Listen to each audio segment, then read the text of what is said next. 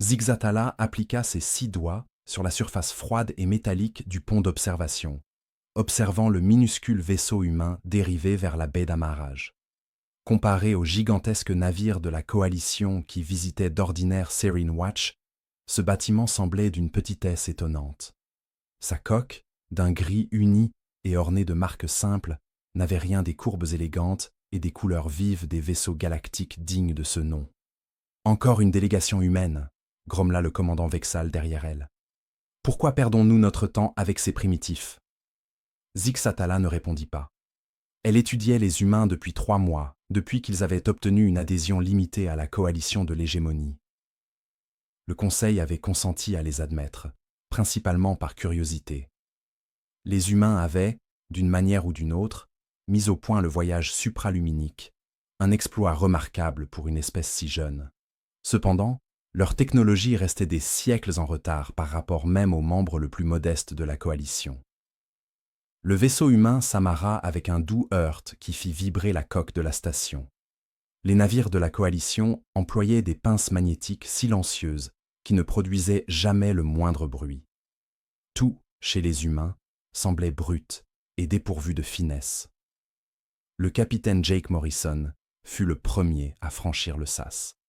Grand pour un humain, il avait les cheveux bruns courts et des yeux bleus au regard fatigué. Il portait un uniforme bleu simple, rehaussé de petites insignes métalliques sur la poitrine.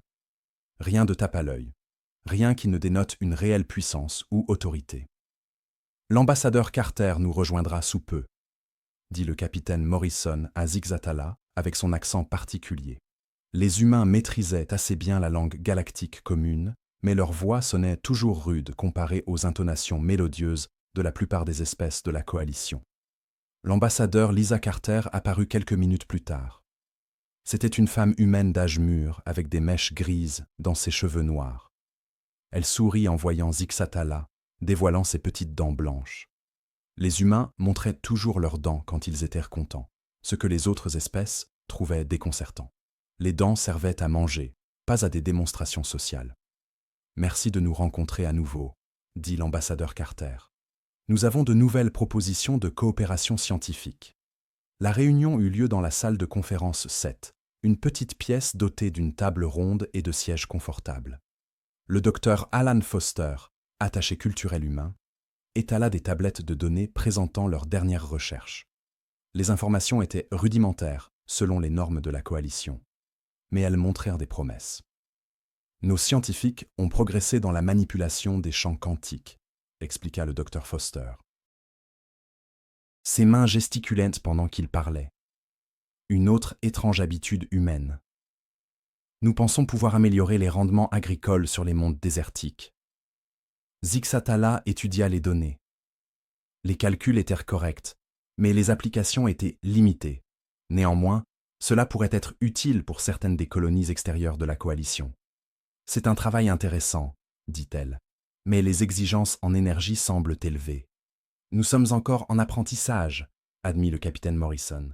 Notre technologie n'est pas aussi avancée que la vôtre, nous le savons, mais nous sommes prêts à travailler dur et à apprendre des espèces plus expérimentées. C'est ce que Zixatala trouvait le plus déroutant chez les humains. Ils admettaient ouvertement leurs faiblesses. La plupart des espèces essayaient de dissimuler leurs lacunes lors des réunions diplomatiques. Elles vantaient leurs réalisations et minimisaient leurs problèmes. Mais les humains semblaient presque désireux de souligner leurs carences. « Parlez-moi de votre monde d'origine », demanda Zixatala lors d'une pause dans les discussions techniques. « La Terre, n'est-ce pas son nom ?» L'expression de l'ambassadeur Carter changea légèrement. Pas de la tristesse exactement, mais quelque chose qui ressemblait à du regret. « La Terre est magnifique, » dit-elle. « Des océans bleus, des continents verts, des nuages blancs, mais c'est compliqué. Comment ça ?» Le docteur Foster et le capitaine Morrison échangèrent un regard. Il y avait dans ce regard quelque chose que Zixatala ne put identifier.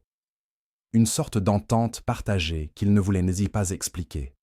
« Nous avons eu de nombreuses cultures différentes sur Terre, » dit le docteur Foster avec prudence. « Beaucoup de nations et de peuples différents.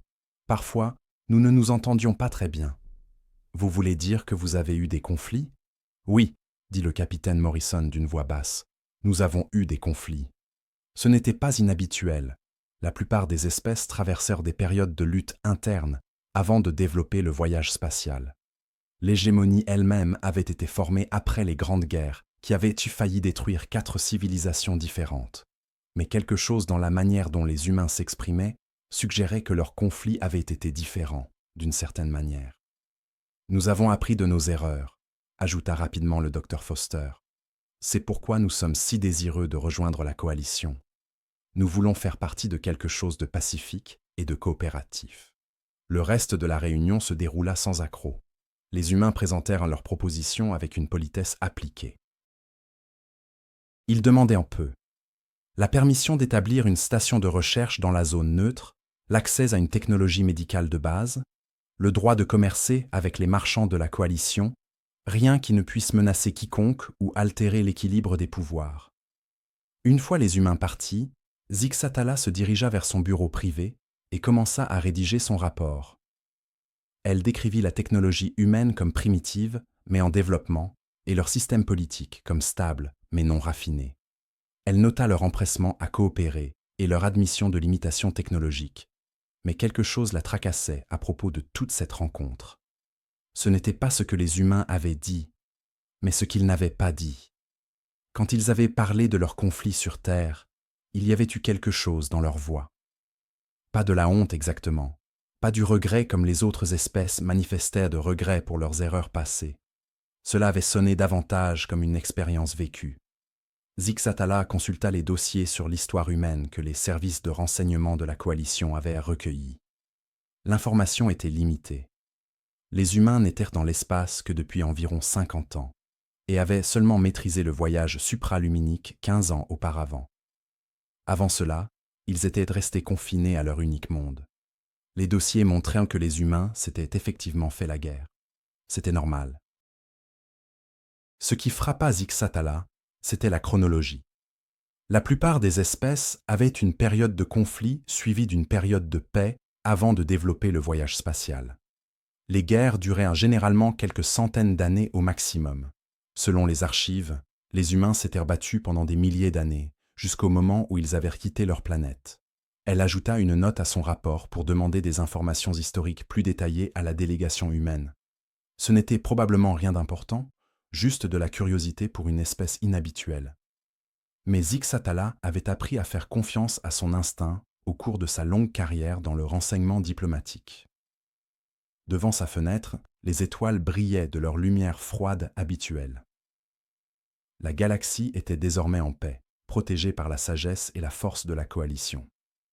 7 espèces avancées œuvraient ensemble pour maintenir l'ordre et prévenir les conflits. Zixatala regarda la baie d'amarrage où le vaisseau humain s'était trouvé. Elle était vide maintenant, juste des parois métalliques et des lumières clignotantes. Les humains étaient probablement déjà à mi-chemin de leur territoire, transportant la nouvelle d'une autre rencontre diplomatique réussie. Elle tenta de se débarrasser de l'étrange sensation qui l'avait envahie pendant la réunion. Les humains étaient faibles, primitifs et désireux d'apprendre. Ils ne représentaient aucune menace pour qui que ce soit. Le Conseil avait pris la bonne décision en les acceptant comme membres juniors. Pourtant, elle ajouta une dernière note à son rapport. Recommande une surveillance continue des activités humaines et un échange culturel élargi pour mieux comprendre leur développement historique. Cela semblait une précaution raisonnable. Après tout, la connaissance n'était jamais dangereuse. Le premier signal de détresse parvint à 03h47, heure de la station.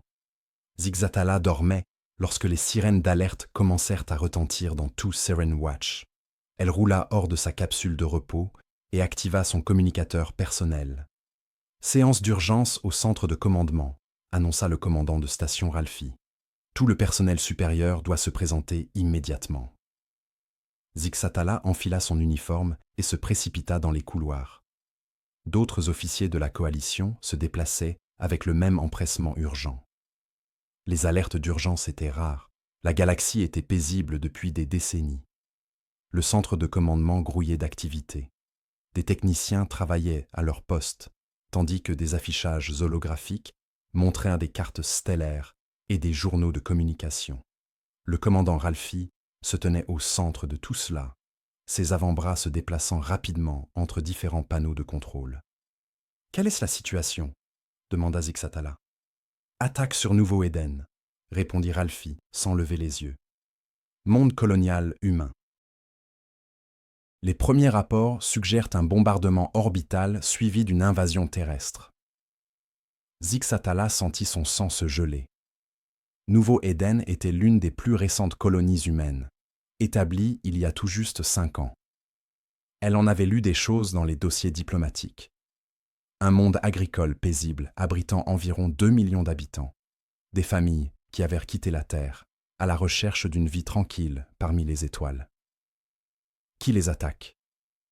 L'Empire Korath. Ce nom frappa Zixatala comme un coup physique. Les Korath étaient l'une des espèces les plus sauvages de l'espace connues. Ils avaient été expulsés du territoire de la Coalition 3 ans auparavant, après avoir été reconnus coupables de génocide systématique sur 6 mondes différents. Leurs guerriers étaient réputés pour prendre des prisonniers uniquement pour les torturer en guise de divertissement. Combien de vaisseaux? Au moins 50, dit le lieutenant Mork depuis son poste de communication. Une flotte de combat complète. Ils sont apparus de nulle part et ont frappé les défenses orbitales en premier. Les vaisseaux humains n'ont pas eu la moindre chance. Zixatala se déplaça vers un poste de travail vide et afficha les données tactiques. L'attaque avait été parfaitement planifiée. Les Korath avaient sauté dans le système à plusieurs points, encerclant la planète avant que les défenseurs humains ne puissent réagir. Leurs vaisseaux étaient plus grands et mieux armés que tout ce qu'il y avait dans la flotte humaine. Qu'en est-il des forces de défense humaines, détruites ou dispersées? Rapporta Mordek. Nous recevons des appels de détresse de vaisseaux individuels, mais ils fuient pour sauver leur vie. La planète est sans défense. D'autres rapports affluèrent au cours des heures suivantes. Les Korath avaient commencé à débarquer des troupes sur la surface de Nouveau Éden. Ils détruisaient systématiquement les colonies humaines et prenaient des prisonniers. Pire encore, ils diffusaient leurs activités sur des canaux ouverts, s'assurant que chaque être humain dans l'espace pût voir ce qui arrivait à leur peuple. Les images étaient épouvantables. Des guerriers Kororath traînant des familles humaines hors de leur logis, des escadrons d'exécution alignant des civils contre des murs, des enfants pleurant tandis que leurs parents se faisaient tirer dessus devant eux. Les corps voulaient que tout le monde observe. Ils souhaitaient répandre la terreur. À 800 heures, le commandant Ryan Phillips de la flotte de défense humaine parvint à établir le contact avec Seren Watch. Son visage apparut sur l'écran principal, montrant des brûlures sur sa joue et du désespoir dans ses yeux. « Nous avons besoin d'aide, » dit-il, dénué de toute politesse diplomatique. « Ils tuent tout le monde là-bas. Des femmes, des enfants, des personnes âgées qui n'ont jamais fait de mal à personne. S'il vous plaît, vous devez envoyer des vaisseaux. » Le commandant Ralphie avait l'air mal à l'aise. « Commandant Phillips, cette affaire doit être décidée par le Conseil de la Coalition. Nous ne pouvons pas entreprendre d'actions militaires sans autorisation appropriée. Combien de temps cela prendra-t-il ? Le Conseil se réunira dès que tous les membres pourront être joints. Peut-être 48 heures. Philippe se ferma les yeux un instant. Quand il les rouvrit, il semblait un peu plus âgé. 48 heures ? Savez-vous ce que les Korath peuvent faire à une planète en 48 heures ? Nous comprenons votre inquiétude, mais il y a des procédures appropriées. Phillips coupa la transmission. Au cours de la journée suivante, des rapports encore plus troublants parvinrent. Les Kororath ne se contentaient pas de tuer les humains rapidement. Ils prenaient leur temps, faisant des exemples, essayant de briser la volonté des survivants. Ils avaient établi des camps où ils gardèrent des prisonniers humains pour des exécutions publiques. Ils diffusaient tout, envoyant les signaux directement aux colonies humaines à travers leur territoire. Sixfella se surprit à regarder les transmissions. Bien qu'elle la rendisse malade, elle avait déjà vécu des guerres, mais jamais rien d'aussi délibéré et cruel. Les Korath ne livraient pas une bataille, ils donnaient un spectacle. Le Conseil de la Coalition se réunit finalement 36 heures après le début de l'attaque. Zixtala obtint la permission d'observer depuis la galerie diplomatique alors que les représentants des 7 espèces membres apparaissaient sur les écrans de communication. Le débat fut courtois et procédural. La conseillère Vexala argua que la coalition ne devrait pas s'immiscer dans des conflits impliquant des espèces non membres. Le conseiller Wrath suggéra que les humains s'étaient attirés cela en établissant des colonies en territoire dangereux. Le conseiller Dayton craignait qu'une intervention militaire ne provoque les Korath à attaquer les mondes de la coalition. Peut-être, suggéra la conseillère Yilmata. Cet incident regrettable enseignera aux humains les réalités de la politique galactique. Ils sont encore très jeunes et naïfs. Plusieurs autres membres du conseil émirent des sons d'assentiment. Zixtalo observa avec une horreur croissante, tandis que le gouvernement le plus puissant de la galaxie discutait calmement de l'opportunité de sauver 2 millions de personnes de la torture et de la mort. L'ambassadrice Lisa Carter apparut à l'écran depuis la station de l'ambassade humaine. Elle semblait avoir vieilli de 10 ans en 2 jours.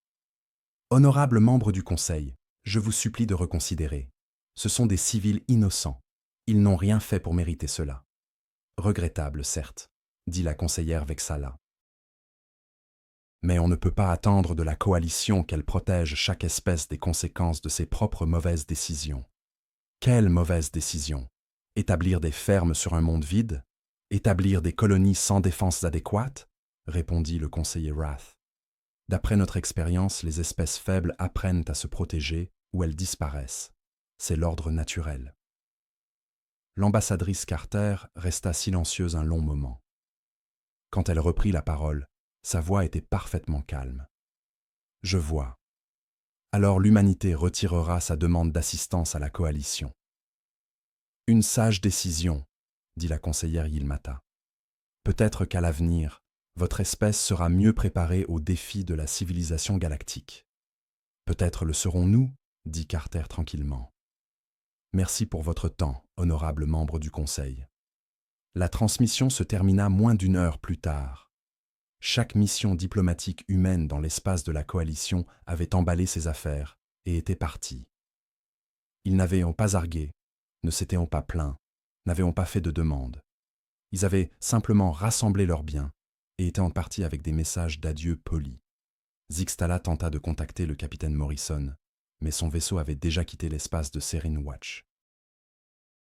Elle envoya des messages à d'autres contacts humains, mais ne reçut que des réponses automatisées indiquant que les relations diplomatiques humaines étaient temporairement suspendues. Ce soir-là, elle se tint sur le pont d'observation où elle avait vu arriver le vaisseau de Morrison pour la première fois. Les étoiles semblaient les mêmes que toujours, froides et distantes. Mais quelque chose avait changé. Les humains étaient venus leur demander de l'aide et la coalition les avait rejetés. Les rapports de renseignement des jours suivants montrèrent une activité étrange dans l'espace humain. Des navires civils se déplaçaient selon des schémas organisés. Des cargos, des paquebots, même de petits vaisseaux privés convergeaient vers des coordonnées spécifiques. Les mouvements semblaient aléatoires. Mais Zixtala avait passé des années à étudier les schémas dans le renseignement diplomatique. Les humains organisaient quelque chose. Elle essaya de convaincre le commandant Ralphie d'enquêter, mais il n'était pas intéressé. Ils évacuent probablement leur colonie restante, dit-il, fuyant avant que les Korath ne les trouvent. Lâche, mais compréhensible pour une espèce si faible. Sur New Eden, les Korath poursuivaient à leur destruction systématique. À la fin de la première semaine, ils avaient tué plus d'1 demi-million d'humains et asservi la plupart des survivants. Ils avaient transformé les grandes villes de la planète en ruines fumantes et contaminé les terres agricoles avec des armes biologiques. Les diffusions continuaient, mais elles atteignaient de moins en moins de récepteurs humains. La plupart des colonies humaines étaient devenues silencieuses. Leur réseau de communication était éteint ou abandonné. Les quelques vaisseaux que les moniteurs de la coalition détectaient dans l'espace humain naviguaient, à l'aveugle, leurs transpondeurs éteints. C'était comme si l'humanité retenait son souffle. Zixtala fit sa dernière entrée dans le rapport d'incident. L'espèce humaine semble avoir accepté la défaite et s'être retirée des territoires contestés. L'occupation de New Eden par les Kororath se déroule sans résistance. Recommande une surveillance continue pour s'assurer que le conflit ne se propage pas à l'espace de la coalition. Elle scella le dossier et l'envoya au quartier général du renseignement. Dehors, par sa fenêtre, l'espace semblait vide et paisible. Mais quelque part dans cette obscurité, 2 millions d'humains mouraient, tandis que leur gouvernement ne faisait rien pour les sauver. Cela n'avait aucun sens. Quel genre d'espèce abandonnait son propre peuple? 3 semaines après la chute de New Eden, le premier convoi de ravitaillement Kororat disparut tout simplement. Zixtala examinait des rapports commerciaux lorsque le dossier de renseignement atterrit sur son bureau. Une flotte de 12 cargos Korat avait voyagé de leur dépôt de ravitaillement dans le système Xerion vers New Eden. Ils devaient arriver il y a 2 jours. Au lieu de cela, ils avaient disparu quelque part entre les 2 systèmes stellaires. « Erreur de navigation », dit le commandant Ralphie quand elle le lui signala. Les Kororats ne sont pas connus pour leur planification minutieuse, probablement sautés dans un champ d'astéroïdes ou mal calculé leurs besoins en carburant.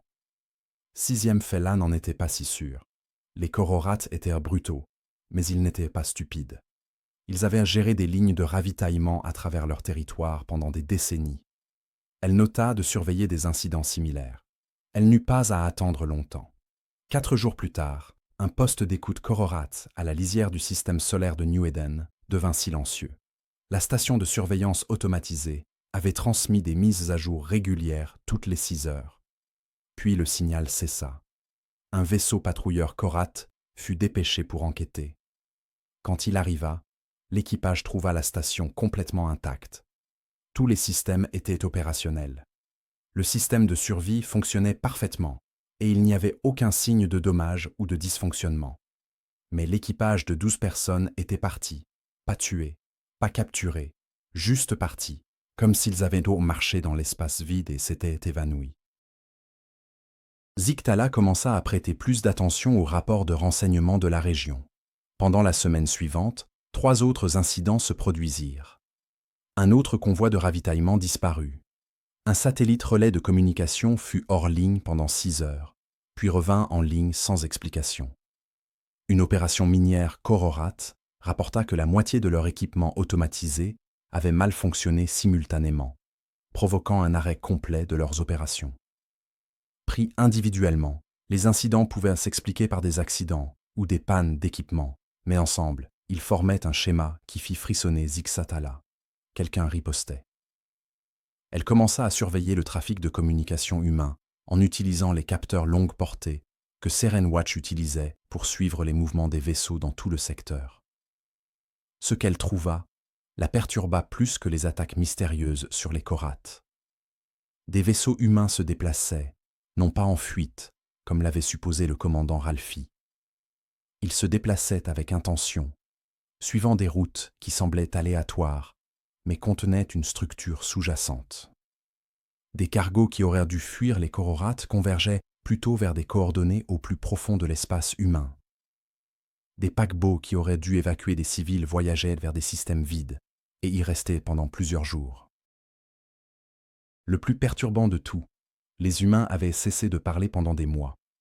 Les moniteurs de la coalition avaient capté des communications humaines de routine, des bavardages de vaisseau à vaisseau, des messages administratifs coloniaux, des bulletins d'information civile, le bruit de fond normal d'une civilisation spatiale. Maintenant, il n'y avait presque plus rien. Juste de brèves transmissions codées qui utilisaient un chiffrement que les ordinateurs de la coalition ne pouvaient pas briser. 6e Ehala tenta de contacter l'ambassade humaine, mais reçut un message automatisé. Les services diplomatiques humains sont actuellement indisponibles. Merci de votre demande. Elle essaya de joindre des contacts humains individuels avec qui elle avait travaillé, y compris le capitaine Morrison et l'ambassadrice Carter. Chaque tentative reçut la même réponse. Actuellement indisponible. C'était comme si l'humanité tout entière avait subitement décidé de cesser toute communication avec le reste de la galaxie. Le commandant Ralphie demeurait stoïque. Ils sont sans doute en train d'organiser des camps de réfugiés, dit-il. Ou peut-être ont-ils complètement abandonné le voyage spatial pour retourner sur leur monde natal. Dans tous les cas, ce n'est pas notre problème. Mais Zixtala avait passé trop d'années dans le renseignement pour ignorer une telle situation. Elle entreprit d'étudier de plus près les activités humaines. En utilisant chaque outil de surveillance disponible sur Siren Watch, ces découvertes la mirent en question. Tout ce qu'elle croyait savoir sur l'humanité. Les vaisseaux de transport, qui suivaient des trajectoires apparemment aléatoires, adhéraient en réalité à un plan minutieusement coordonné. Ils se rejoignaient à des coordonnées prédéfinies, transférèrent du personnel et de l'équipement, puis se dispersaient vers de nouvelles destinations. Il s'agissait d'une opération logistique d'une ampleur telle qu'elle impressionna même Zixatala, qui avait pourtant vu la marine de la coalition coordonner les mouvements de milliers de vaisseaux. Plus important encore, les vaisseaux impliqués n'étaient pas de simples appareils civils. Dissimulés parmi les cargos et les paquebots se trouvèrent des vaisseaux militaires qui n'étaient jamais apparus dans aucune base de données de la coalition. Des navires aux coques sombres et élégantes, se déplaçant sans transpondeur et conçus, semble-t-il, pour échapper à toute détection. D'où venaient-ils? Les services de renseignement de la coalition possédaient des dossiers détaillés sur l'armée humaine. Ils étaient censés disposer d'une 50aine de navires de guerre, tous de petite taille et légèrement armés. Or, les relevés de capteurs que Zixatala recueillait suggéraient une flotte au moins 10 fois plus grande. Elle décida d'adopter une approche différente et commença à examiner les dossiers du personnel humain. Si des civils étaient évacués, il devrait y avoir des preuves de personnes quittant l'espace humain pour chercher refuge ailleurs. Au lieu de cela, elle constata l'inverse. Des humains qui vivaient dans l'espace de la coalition depuis des années retournaient discrètement sur le territoire humain. Des scientifiques travaillant dans des installations de recherche de la coalition soumettaient à leur démission et disparaissaient. Des commerçants humains, qui œuvraient à travers toute la galaxie, fermaient subitement leurs établissements et partaient. Plus étrange encore, certains de ces partants avaient des antécédents qui ne correspondaient pas à leurs prétendues occupations. Un anthropologue humain qui étudiait la culture de la coalition s'avéra posséder des diplômes avancés en ingénierie militaire. Un représentant commercial avait déjà travaillé dans ce qu'on appelait les opérations psychologiques. Un étudiant en échange culturel avait une formation dans ce que les fichiers humains décrivaient comme la guerre asymétrique. Zixatala commença à se demander si la coalition avait réellement compris ce que les humains faisaient dans leur espace. La révélation survint lorsqu'elle intercepta un fragment de communication humaine que le logiciel de chiffrement avait réussi à décoder. Ce n'était que quelques mots, une partie d'un message plus long, mais ils lui glacèrent le sang. Les loups se rassemblent. Le message provenait du lieutenant-colonel Kate Murphy, répertorié dans les fichiers de la coalition comme officier de liaison culturelle de l'armée humaine. Zixatala l'avait rencontré 2 fois lors de fonctions diplomatiques. Murphy avait semblé être une humaine typique, polie, désireuse d'apprendre, légèrement intimidée par la technologie avancée de la coalition. Mais le message suggérait autre chose. Il est temps de rappeler à la galaxie pourquoi nous avons conservé nos crocs. Des crocs? Des loups? Que signifient ces termes dans la culture humaine? Zixatala tenta d'accéder aux bases de données culturelles humaines pour comprendre les références, mais découvrit que la plupart des sources d'informations humaines étaient devenues inaccessibles.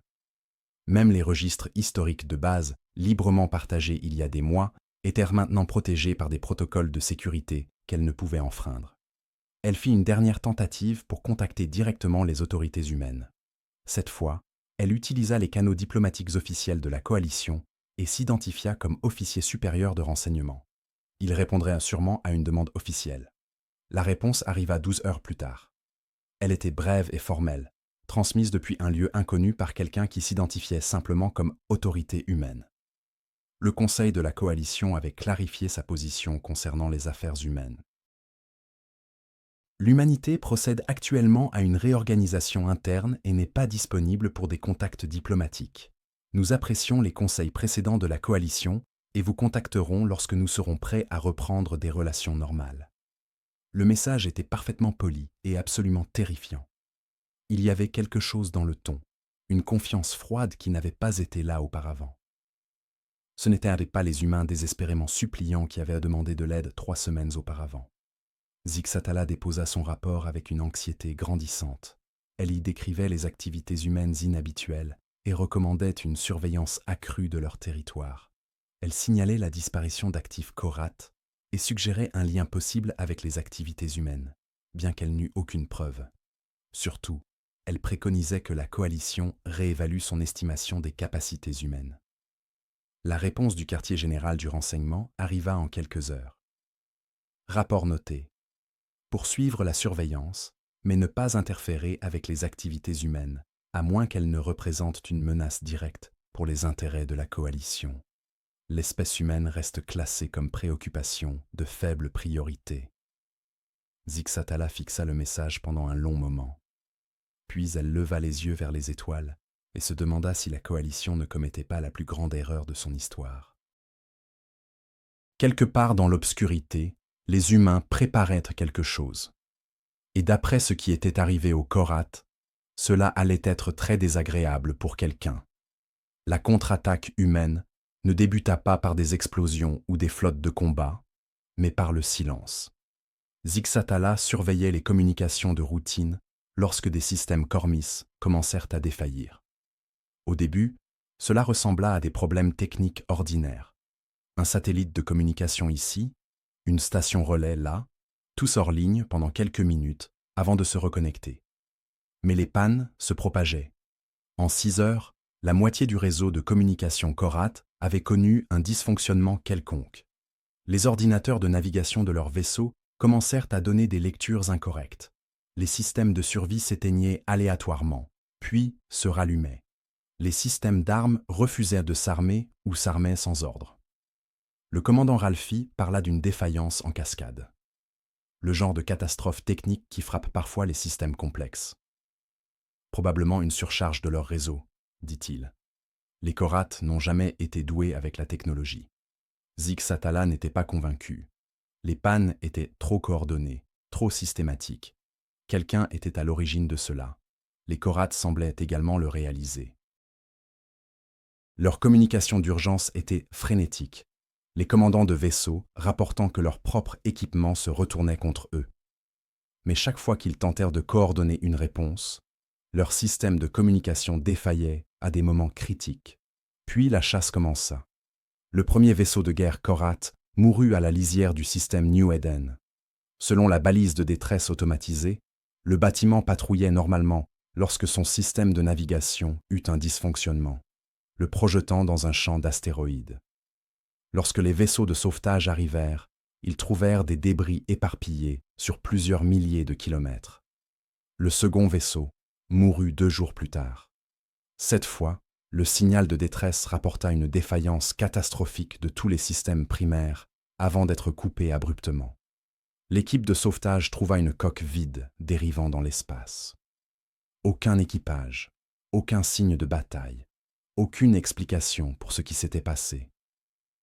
À la fin de la première semaine, les Korats avaient en perdu 12 vaisseaux sans jamais avoir vu leurs assaillants. Zixatala observa les rapports avec une curiosité et une terreur grandissantes. Quelqu'un démantelait systématiquement la flotte Korat en utilisant des méthodes qu'elle n'avait jamais vues auparavant. Non pas des attaques directes, mais quelque chose de bien plus sophistiqué et mortel. La révélation survint lorsqu'un vaisseau humain sortit d'un dispositif de camouflage à moins de 50 km de Serene Watch. Un instant, les capteurs ne montraient qu'un espace vide. L'instant d'après, un vaisseau massif flottait immobile contre les étoiles. Sa coque sombre semblait déformer la lumière autour de ses bords. Le vaisseau faisait facilement 2 fois la taille de tout ce qui figurait dans la base de données de la coalition pour les vaisseaux humains. Et il était hérissé de systèmes d'armes qui n'appartenaient absolument pas à une espèce primitive. Toutes les alarmes de Serene Watch se mirent à hurler simultanément. « Vaisseau inconnu, identifiez-vous » transmit le commandant Ralphie, sa voix légèrement tremblante. La réponse vint immédiatement, diffusée sur toutes les fréquences afin que chaque vaisseau de la coalition dans le secteur la reçoive. « Ceci est l'amiral Jack Turner du vaisseau de la marine humaine Rétribution. Nous ne sommes pas ici pour menacer les forces de la coalition. Nous sommes ici pour récupérer notre peuple. » Zixatala fixa l'affichage holographique montrant le vaisseau humain. Le design n'avait rien à voir avec les vaisseaux simples et fonctionnels qu'elle avait vus auparavant.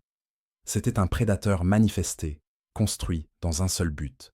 « Amiral Turner, » répondit le commandant Ralphie, Ceci est l'espace de la coalition. Vous enfreignez les accords territoriaux. La réponse de Turner fut calme et patiente, comme un professeur expliquant quelque chose à un élève un peu lent. Commandant, il y a 3 semaines, 2 millions de civils humains ont été massacrés tandis que la coalition débattait des procédures appropriées. Les accords territoriaux sont devenus sans objet à ce moment-là. Davantage de vaisseaux humains commencèrent à sortir de leur camouflage partout dans le système. Non seulement des vaisseaux de guerre, mais aussi des vaisseaux de soutien, des transports et des engins dont les bases de données de la coalition ne pouvaient identifier le design. En quelques minutes, ce qui avait semblé être un espace vide fut rempli d'une flotte humaine qui surpassait la garnison de la coalition. « Combien de vaisseaux ont-ils » murmura le commandant Ralphie. Le lieutenant Mork travaillait frénétiquement à sa station de capteur. « Je compte plus de 200 vaisseaux, monsieur, et ce ne sont que ceux qui sont sortis de leur camouflage. 200 vaisseaux. » Les services de renseignement de la coalition avaient estimé que les humains possédaient environ 50 vaisseaux militaires au total. Soit les estimations étaient catastrophiquement fausses, soit les humains avaient dissimulé leur véritable capacité depuis le début. L'amiral Turner poursuivit sa diffusion.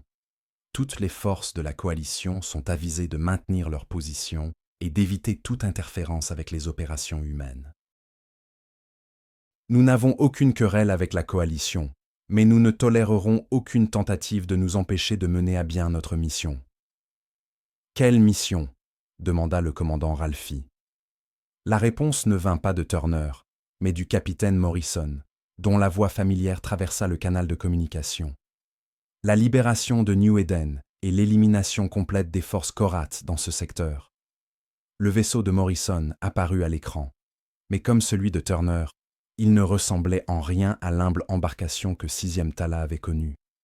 Ce navire était une arme de guerre, élégant et mortel, doté de systèmes de balayage et d'armement qui faisaient passer les vaisseaux de la coalition pour des jouets. Capitaine Morrison, transmis Sixt Tala sur un canal privé. Qu'est-il arrivé aux humains? Je connaissais les diplomates qui voulaient la paix. Le visage de Morrison apparut sur son écran personnel. L'homme à l'air fatigué qu'elle avait rencontré des mois auparavant avait disparu, remplacé par quelqu'un aux yeux froids et calculateurs. Nous voulons toujours la paix, Zixtala, mais nous avons appris quelque chose d'important il y a 3 semaines. La galaxie ne respecte pas les espèces pacifiques. Elle ne respecte que les fortes. Vous ne pouvez pas gagner contre les Korath. Ils ont des centaines de vaisseaux, des milliers de guerriers. Avait, corrigea Morrison d'une voix calme, un temps passé. Au cours des 48 heures suivantes, Sixt Tala observa les humains démontrer exactement ce qu'ils entendaient. L'attaque de la flotte principale Korath ne fut pas une bataille. Ce fut une dissection. Les vaisseaux humains apparurent sous des angles impossibles, se déplaçant avec une coordination qui suggérait qu'ils avaient planifié cette opération bien plus longtemps que 3 semaines.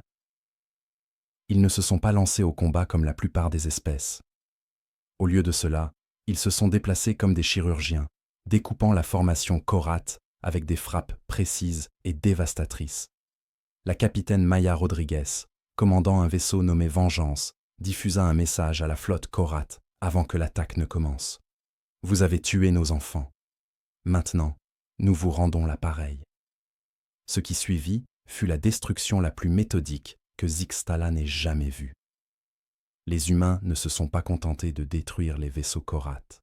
Ils ont systématiquement éliminé la capacité de l'ennemi à se battre, à fuir ou à appeler à l'aide.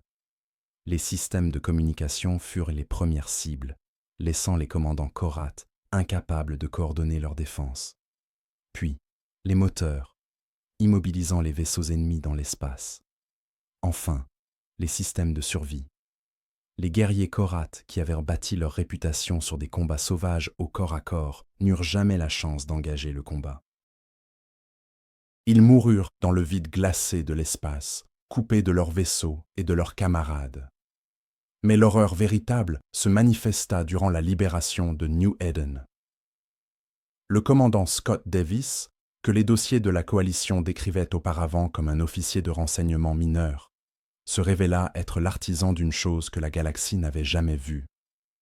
Chaque équipement Korat à la surface de la planète commença à mal fonctionner simultanément. Les armes explosaient dans les mains de leurs porteurs. Les systèmes de communication diffusaient de faux ordres. Les véhicules de transport se jetaient contre les murs. Les Korat avaient utilisé l'infrastructure de communication propre à la planète pour coordonner leur occupation. À présent, cette infrastructure se retournait contre eux, transmettant l'emplacement de chaque unité Korat aux forces humaines descendant de l'orbite. Ce que les humains firent aux Korat à la surface de New Eden n'était pas une guerre. C'était un anéantissement. Ils traquèrent chaque soldat ennemi avec des méthodes qui démontraient une compréhension du combat terrestre s'étendant sur des siècles. Aucune pitié ne fut accordée. Aucun prisonnier ne fut fait. Les colons humains survivants, ceux qui avaient enduré 3 semaines de brutalité Korat, furent évacués avec une précision méticuleuse. Des vaisseaux médicaux arrivèrent pour soigner les blessés. Des vaisseaux de transport emportèrent les survivants traumatisés. Les humains prirent soin des leurs avec la même efficacité méthodique qu'ils utilisèrent pour détruire leurs ennemis. En 72 heures, la présence Korat dans le système de New Eden avait été totalement anéantie, non pas vaincue, mais éliminée, comme si elle n'avait jamais existé. Zixtala se retrouva à fixer des affichages tactiques qui n'avaient aucun sens. Une espèce classée comme primitive et faible venait d'accomplir quelque chose qui aurait même défié toute la puissance militaire de la coalition. La dernière transmission de l'amiral Turner fut brève et terrifiante par sa simplicité. Toute espèce qui nuit à des civils humains en subira les conséquences. Nous avons essayé la diplomatie, nous avons essayé la coopération, nous avons essayé de demander poliment de l'aide. Rien de tout cela n'a fonctionné. Alors maintenant, nous revenons à ce que nous faisons de mieux. Alors que la flotte humaine se préparait à quitter le système, Morrison contacta Zixtala une dernière fois. « Vous devriez raconter à votre conseil ce que vous avez vu ici, » dit-il calmement. « Non pas comme une menace, mais comme une information. Nous voulons faire partie de la communauté galactique. Nous voulons la paix et la coopération. Mais nous ne resterons plus jamais impuissants pendant que notre peuple est assassiné. »« Que êtes-vous » murmura Zixtala. Morrison resta silencieux un long moment. Quand il parla, ses mots changèrent tout ce qu'elle pensait savoir de l'humanité. Nous sommes l'espèce qui a passé 10 000 ans à apprendre à s'entretuer efficacement. Nous sommes venus aux étoiles en espérant pouvoir être autre chose. Mais si la galaxie ne veut pas que nous soyons pacifiques, nous leur montrerons ce que nous avons appris pendant ces 10 000 ans. La flotte humaine disparut dans l'hyperespace, laissant derrière elle l'espace vide et les restes fumants de ce qui avait autrefois été la force militaire la plus redoutée du secteur. 2 semaines après l'anéantissement des forces Korat, le docteur Susan Blake accepta de rencontrer Zixtala à bord du nouveau Horizon reconstruit. Le vaisseau humain avait changé d'aspect, plus imposant, plus lourdement armé. Il affichait l'assurance d'un navire ayant connu le combat et survécu. Zixtala avait sollicité la rencontre par les canaux officiels de la coalition, mais elle vint seule, sans protection diplomatique ni appareil d'enregistrement. Elle avait besoin de comprendre ce qu'elle avait vu, et elle soupçonnait que cette compréhension ne viendrait pas d'entretien formel. Le docteur Blake était une femme humaine, petite et d'âge moyen, aux cheveux bruns grisonnants et aux yeux bienveillants. Elle portait un simple uniforme bleu, sans armes, sans armure, rien qui suggère l'effrayante capacité militaire que Zixtala avait récemment observée. Elle ressemblait exactement à ce qu'elle prétendait être, une historienne et spécialiste culturelle. « Merci d'avoir accepté de me voir », dit Zixtala alors qu'elle s'installait dans des chaises confortables de la petite salle de conférence du vaisseau. « J'ai des questions sur ce qui s'est passé à New Eden. »« Je n'en doute pas, » répondit doucement le docteur Blake. « Mais je crois que vos vraies questions portent sur l'humanité elle-même, sur ce que nous sommes réellement. » Zixtala observa le visage de la femme humaine. Il y avait de la tristesse, du regret, mais aussi une sorte de résignation. Les services de renseignement de la coalition ont passé des mois à analyser votre culture, votre technologie, vos capacités militaires. Comment avons-nous pu nous tromper à ce point? Le docteur Blake resta silencieux un instant, organisant ses pensées. Quand elle parla, ses mots étaient prudents, et précis. Vous avez étudié notre diplomatie, nos intentions pacifiques, notre désir de rejoindre la communauté galactique. Tout cela était réel. Tout ce que nous vous avons dit concernant notre volonté de coopération et d'échange scientifique était parfaitement vrai. Mais vous n'avez jamais pris la peine d'étudier notre histoire. Vous avez observé notre technologie et y avez vu des vaisseaux primitifs aux armes faibles. Vous avez observé notre armée et y avez vu une petite force aux capacités limitées. Vous avez supposé que c'était tout ce que nous étions. Le docteur Blake activa un écran portable et commença à montrer des images qui donnèrent des frissons à Zixtala. Des champs de bataille humains antiques couverts de corps, des villes vastes réduites en ruines fumantes, des armes d'une puissance destructrice incroyable déchaînées contre des populations humaines. C'est l'histoire de la Terre, expliqua le docteur Blake. Pendant plus de 10 000 ans, nous nous sommes fait la guerre. Pas de simples disputes territoriales ou des conflits pour des ressources. Des guerres totales où des civilisations entières ont essayé de s'anéantir complètement. Les images défilèrent, des humains combattant avec des armes primitives, puis avancées, puis des armes capables de détruire des villes en un seul souffle. La technologie évoluait, mais la guerre ne s'arrêtait jamais. Nous avons développé le voyage plus rapide que la lumière, non pas parce que nous étions curieux des étoiles, poursuivit le docteur Blake. Nous l'avons développé parce que nous devions échapper à ce que nous étions devenus. La Terre mourait de nos guerres, nos océans étaient empoisonnés, notre atmosphère était toxique, et nous avions transformé des continents entiers en charniers. Zixtala fixa les images d'enfants humains apprenant à utiliser des armes, de familles se cachant dans des abris souterrains tandis que leur ville brûlait au-dessus d'eux. C'est votre histoire normale. Ce fut notre seule histoire jusqu'à il y a environ 60 ans. Chaque culture humaine, chaque nation humaine, chaque idéologie humaine, toutes ont passé des milliers d'années à perfectionner l'art de la guerre, non pas contre des espèces extraterrestres, mais contre d'autres humains. Le docteur Blake passa à des affichages tactiques qui montrèrent des formations militaires humaines, des systèmes d'armement et des concepts stratégiques. Même pour l'œil entraîné de Zixtala, l'information était sophistiquée au-delà de tout ce qu'elle avait vu d'autres espèces. Lorsque nous sommes arrivés à la coalition, nous avons amené notre corps diplomatique et nos scientifiques civils. Nous n'avons pas amené nos historiens militaires, nos planificateurs stratégiques ou nos concepteurs d'armes. Nous voulions être pacifiques. Nous pensions pouvoir laisser tout cela derrière nous. Mais vous n'avez pas pu. Lorsque les Korath ont attaqué New Eden, ils ont commis une erreur fondamentale. Ils ont supposé que nous étions comme d'autres espèces, que nous nous battions comme d'autres espèces se battent. Ils s'attendaient à ce que nous envoyions nos vaisseaux contre les leurs, à les affronter dans une bataille loyale, où leur supériorité numérique et technologique leur assurerait la victoire. L'expression du docteur Blake se durcit légèrement. Ils n'ont pas compris que les humains ne se sont jamais battus loyalement. Nous avons passé 10 millénaires à apprendre à gagner des guerres contre des adversaires tout aussi intelligents, tout aussi impitoyables et tout aussi désespérés que nous. Chaque tactique que vous avez vue à New Eden, chaque stratégie que nous avons employée, chaque principe de guerre que nous avons utilisé, nous l'avons appris en nous battant nous-mêmes. La pleine portée de cette réalité frappa Zixtala comme un coup physique.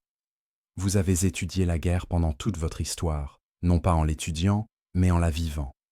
Chaque culture humaine a développé indépendamment les mêmes concepts, la ruse, la désinformation, la guerre asymétrique, les opérations psychologiques, la guerre totale. Nous n'avons pas lu ces choses dans des manuels. Nous les utilisons pour survivre. Le capitaine Tyler Brooks entra dans la salle de conférence, tablette de données à la main, avec l'assurance tranquille d'un soldat professionnel. Plus jeune que Morrison, ses yeux affichaient pourtant la même froide calcul que Zixtala avait appris à reconnaître chez le personnel militaire humain. « La docteur Blake est modeste », déclara Brooks en les rejoignant à la table. « Elle n'est pas seulement historienne. Elle a conçu la moitié de la campagne de guerre psychologique que nous avons utilisée contre les Korath. » Zixtala regarda les deux humains avec une horreur croissante. « Vous êtes tous des soldats. Nous sommes tous des survivants, » corrigea la docteur Blake. Chaque humain vivant aujourd'hui descend de personnes qui ont traversé 10 000 ans de guerre constante. Ceux qui n'étaient pas bons au combat sont morts. Ceux qui ne pouvaient pas s'adapter aux nouvelles armes, aux nouvelles tactiques, aux nouvelles formes de guerre. Ils n'ont pas transmis leurs gènes. Brooks activa sa tablette de données et montra à Zixatala des analyses statistiques qui la firent tourner la tête. Les services de renseignement de la coalition estimaient que nous avions 50 vaisseaux militaires. Ils se sont trompés d'environ 40 fois. Nous construisons des navires depuis 60 ans, mais nous les avons cachés parce que nous voulions être dignes de confiance. Des zones cachées, des ceintures d'astéroïdes, des atmosphères de géantes gazeuses, des systèmes morts que personne ne prend la peine de sonder. Nous avons appris le camouflage et la dissimulation en nous battant les uns contre les autres pendant des milliers d'années. Cacher une flotte aux capteurs de la coalition n'était pas techniquement difficile. L'ampleur de cette supercherie était stupéfiante. Pendant des mois, les observateurs de la coalition avaient en contemplé une façade méticuleusement élaborée, tandis que la véritable armée humaine se préparait en secret. Chaque navire civil que vous avez vu était aussi un potentiel vaisseau de guerre, ajouta la Dr Blake. Chaque colonie humaine possédait des stocks d'armes cachés.